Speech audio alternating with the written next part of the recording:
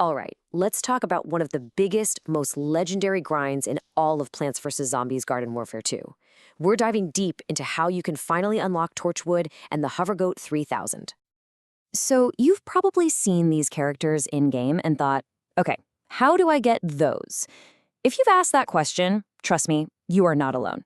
The whole process is famously complicated and, let's be real, pretty confusing. And this comment from a player on Reddit, it just nails it, right? Lost in the sauce is the perfect way to describe it. But don't you worry, because today we are going to make it all make sense. We're going to lay out the exact path for you, step by step. Okay, here's the game plan. We'll start by explaining the main quest itself, then show you exactly how to get started. After that, we'll cover some killer tips for the trials, break down all the final costs, and then we'll talk about the shortcut. First things first. To get these characters, you have to conquer an epic challenge called the Trials of Gnomus. This isn't just some side quest, it's a whole journey into a hidden area called the Gnomiverse. Yeah, these are not your average missions. We're talking about 4 super tough timed puzzles and platforming challenges. To even have a shot at these, you're going to need a lot of practice, a ton of patience, and a whole bunch of rainbow stars, which is a special currency you can only get during certain events. So how do you even kick off this massive quest? Well, it all starts in one very specific place. That, believe it or not, is closed most of the time. You really got to pay attention here because the schedule is weird. The town hall only opens once a month, specifically on the Tuesday after the first Saturday of that month. Knowing this is absolutely critical because this is your one and only way to get the keys you need for the trials. So here's what the whole free-to-play journey looks like. You wait for the town hall to open, you jump into the mystery portal mode to grind out 50 rainbow stars, you spend those stars on the big red chest, and then you wait for next month. And that, right there, is the biggest obstacle. You can only get one of the 4 trial keys each month when the town hall is open. That means you are looking at a minimum of 4 months just to collect all the keys. It is a marathon, not a sprint. Okay, so let's say you've put in the time and you finally got a key. Now you actually have to beat the trial. These can be incredibly difficult, but the good news is the community has spent years figuring out the absolute best ways to cheese them. And here are the best strategies right here.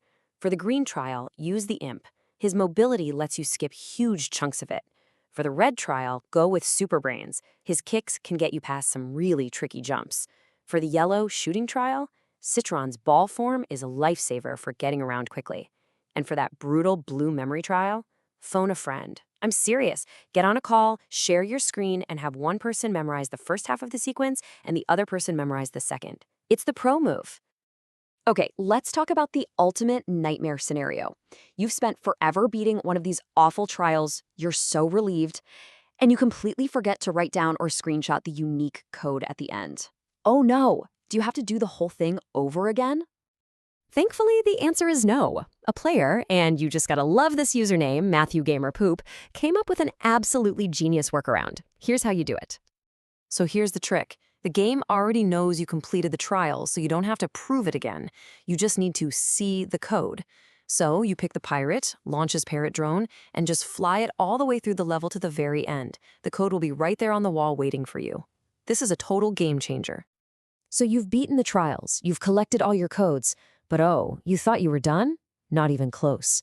Now you have to face the Gnome Guardians and pay the final price, in rainbow stars, of course. Each of those codes you got is used to summon a specific Guardian boss. Once you beat all 4 of them, you have to solve one last puzzle using symbols from their codes to fight the big boss, the Rainbow Guardian. You take him down, and you finally get access to the 2 legendary chests. But get this, access doesn't mean unlocked.